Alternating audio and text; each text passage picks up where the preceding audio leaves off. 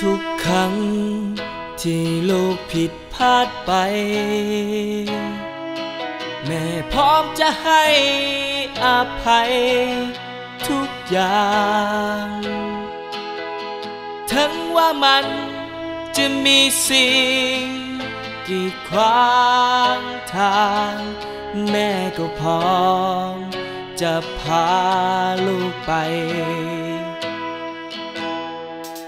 ทุกครั้งที่เหตุให้แม่เสียใจลูกขอโทษในบทเพลงนี้และลูกคนนี้จะพร้อมดูแลห่วงใยแม่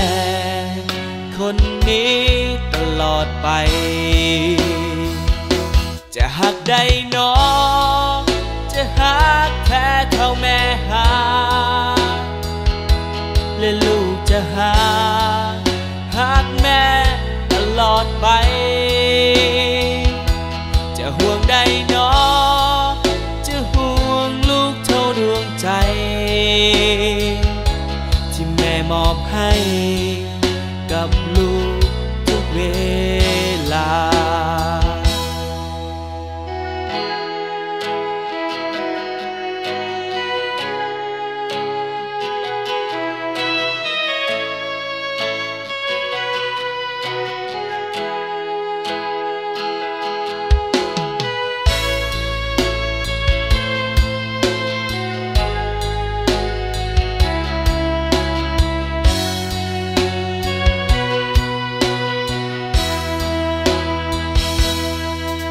ทุกครั้งที่เหตุให้แม่เสียใจลูกขอโทษใน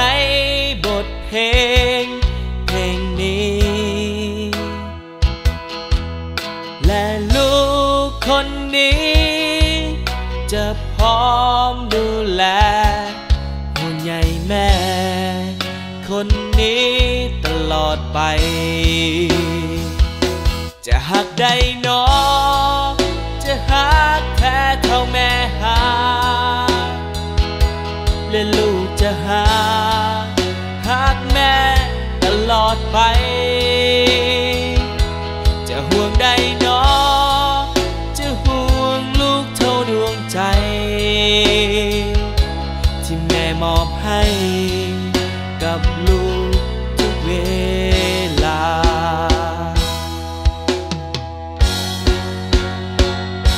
จะหักได้น้องจะหักแท้เท่าแม่หาและลูกจะหักแม่ตลอดไปจะห่วงได้น้องจะห่วงลูกเท่าดวงใจ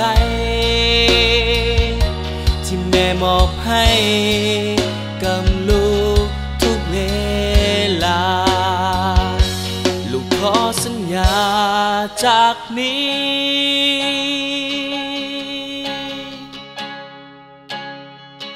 จะเป็นคนดี